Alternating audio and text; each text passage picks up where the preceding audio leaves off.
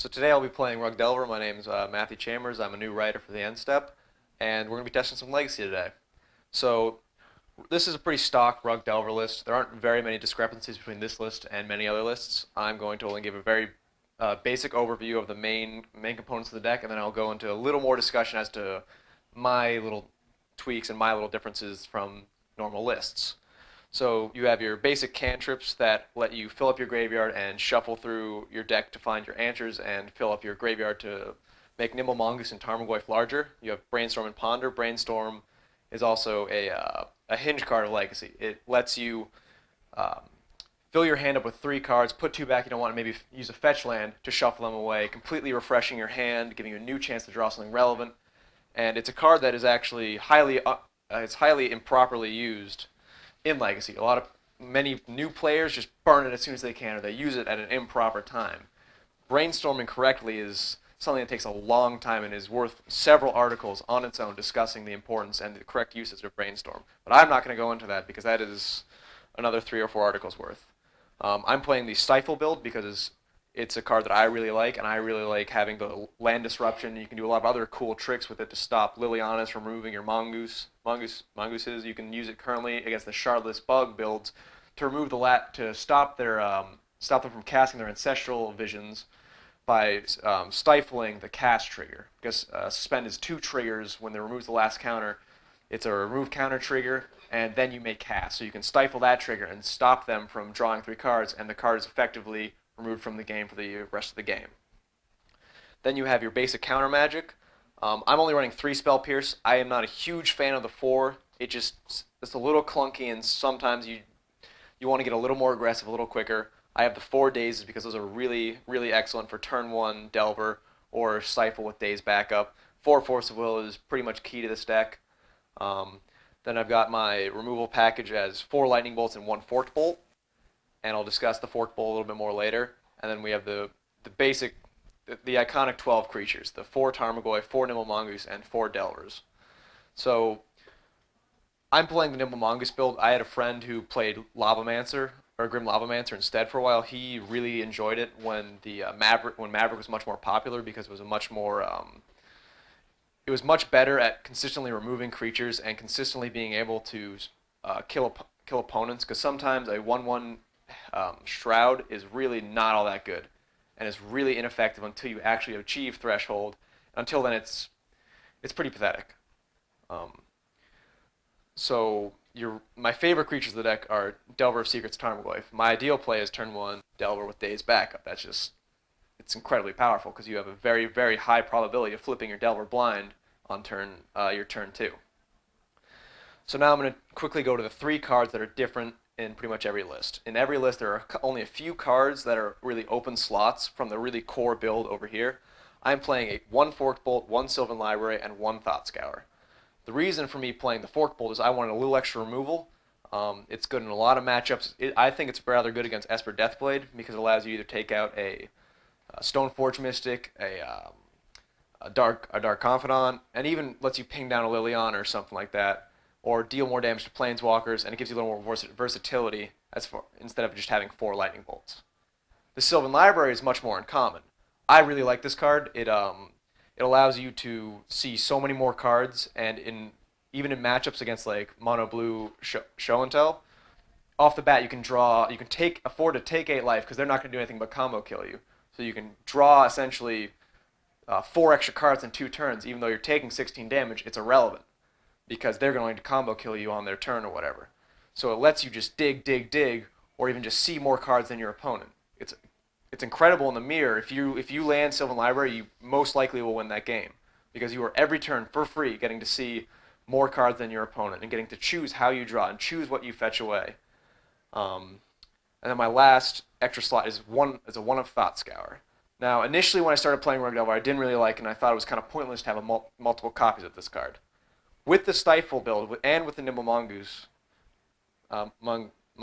I really like it because it gives you many more turn 1 plays where you play turn 1 land, pass, and if you have Stifle and Thought Scour, you have 2 really good options to play. If they don't play a fetch land or something worth stifling, and in turn you just Thought Scour, it really helps turn on the Nimble Mongoose, and Worst case scenario, it's a cantrip that also builds up your Tarmogoyfs. You can target another player with the top 2 cards off the library. So if they brainstormed and put 2 cards back and didn't shuffle on their upkeep, you can drop them in the yard, which is a play that a lot of people forget about. So it's got a little versatility. It's not amazing. I like it as a one-of, and I would not play more than 1 copy. All right. So as far as my land base is concerned, it's relatively simple. It's the 18 land build. The only real difference is my fetch lands. I like to play the polluted deltas and flooded strands because you can use it to sort of get your opponent off guard turn 1 when you're playing Stifle. If you lead with polluted delta pass, they're probably not going to put you on Rug Delver. They're not going to put you on Stifle, and they're going to put you on some form, maybe Esper Deathblade or some other type of deck. It just catch them by surprise when you fetch, get whatever Trop or Volcanic Island and stifle them. And it really is irrelevant what kind of fetch lands you have as long as they get blue. As long as they get islands, you are set. It also is good against Surgical Extraction and cards like that, where if they Surgical and you're playing 4 Misty and 4 Scalding Tarn, all of a sudden you're down 4 lands. Now, if you're playing multiple different kinds of fetches, they're in this case, at most, they're going to get 3 from me, which is not a huge reason to play it, but it's a reason. And then the 4 Wastelands and the 6 Duels are pretty much stock. So now we'll go to the sideboard and talk about my sideboard. Alright, so this is my sideboard. It's a little bit more customized to the local metas that I play in. And it's not a sideboard that I would necessarily bring to a major event, which you have an unknown meta. In my area, there was a lot of show and tell and a lot of 12 post. So, and my brother who came to the tournament was also playing Affinity, and I knew someone playing Dead Gael, and there were a lot of Liliana decks in the area as well. So my sideboard is more geared towards beating those decks instead of beating a blind meta, which this sideboard still has a very good chance against most of the main decks currently. So we'll start up in the top left and we'll go down. The Surgical Extraction I really like.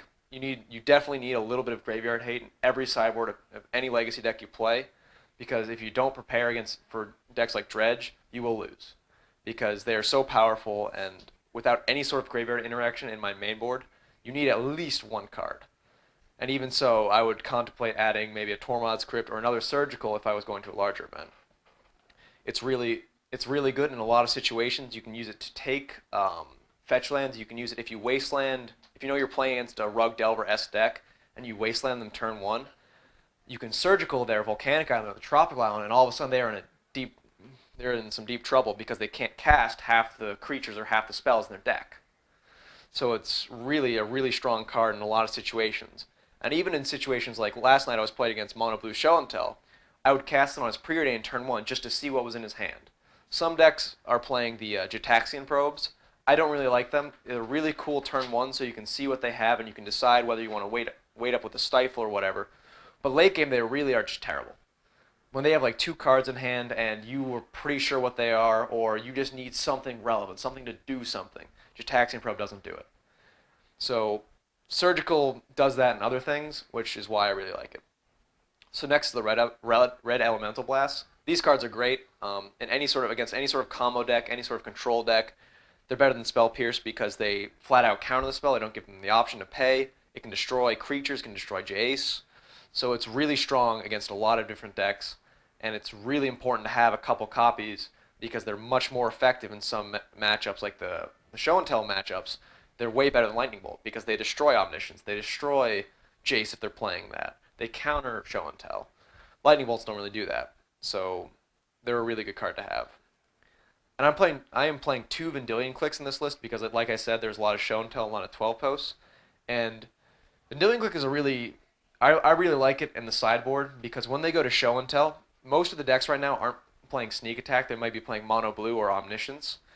So if you Show and Tell and you have a counter or whatever and you lose, but you have Vendilion Click in hand, you put into play. If they don't play Emrakul or something to that effect, chances are you're going to be able to take whatever piece they're going to play next, whether it's the Enter the Infinite or if then they were going to cast the Emrakul off the Omniscience. You got it. It's also only 3 mana, so typically against a lot of decks you can side it. You can get up to the 3 mana to cast it. I also like it sometimes in a matchup where you just need more creatures. You need to throw out bodies and start swinging because you need to put a clock on them. So I would bring it in a lot of those matchups as well. And the fact that it's legendary, you can kill other ones with it. You can swing through, and at the end of the turn, when they play Liliana, you can flash it out and take down Liliana or anything. It's a really good versatile creature. It's good in a lot of matchups, and I really like it. If I was going to a major event, I would debate playing two, but I would most likely settle on one. So in the second row, you see I have one Crozen Grip. I like Crozen Grip for a number of reasons, especially the first being especially when counterbalance was prevalent. It's really good against counterbalance. A really good counterbalance player will always leave a 3 on top against Rug just to stop the Crozen Grip because of the split second. But if not, you get a guaranteed way pretty much to remove their counterbalance. It's also good against Omniscience and Batterskull and a number of different artifacts and enchantments that are bouncing around right now. It's a really strong and effective answer to most of those threats. The only downside is that it does cost 3. But against decks where they're playing Batterskull or Omniscience, you're probably going to get to 3 land anyways. However, it is questionable whether you really want to play it or not, or if you want to designate sideboard slots to cards more effective in your meta. Next, I have a 1 of Flusterstorm. I really like Flusterstorm against all combo decks because it's really good because the storm trigger allows you to have multiple instances of Flusterstorm in play essentially, so they can't just force of will back. They have to either stifle the storm trigger, force of will it, or pay for it because it's multiple copies of it. It's not just one counterspell. It's multiple copies of the counterspell. So chances are they can't really stop a Flusterstorm unless they Flusterstorm back. And if I was going to a major event, I would maybe consider 2 of them because Show and Tell is rather prevalent right now. So it's a really strong card against Show and Tell. And next I have 3 Submerges. You will see a lot of these in a lot of sideboards for Rug, and any deck that plays Islands will probably have a couple Submerges in the board. They're an incredibly effective way to counter creature decks or any deck with force in them, like Maverick is really good against. It's really good in the mirror because you get to cast it for free most of the time. And you can get really tricky with it when they go to fetch, you respawn and submerge one of their creature goes on top of their library, and then they search their library and have to shuffle it away. So sometimes it becomes a free 100% removal spell instead of just time walking them, which is also really good. And the fact that you usually cast it for free, I've never had to hard cast it. It's either you use the alternative casting cost, or you just shuffle it away or pitch it to force of will. So it's really good in the matchups where you need more removal and you need more cheap effective removal, and you can pass over it for any other matchup. Next I have a 1 of Spell Snare. I like the 1 of just for the fact that in any matchup where you're going to see a lot of Tarmogoyfs flying about, or even against Esper Deathblade where they have Stoneforge Mystic and Dark Confidant, it's a really effective way to counter it. Sometimes Daze just doesn't cut it, and sometimes you need a hard counter for your most threat. Like I would definitely bring it against Stoneblade and any Tarmogoyf deck because you need to be able to counter those threats. Those are the threats that are going to be hardest to deal with because most likely you can Lightning Bolt every other threat or do some other form of removal. However, Tarmogoyf is probably not going to bite the dust to 1 Lightning Bolt. I wouldn't play a lot of them because it is a very narrow niche card where it only gets CMC2. So it's really not that effective against a lot of decks. Like Show and Tell, don't even bother unless they're playing the Burning Wish version, in which case you can consider it.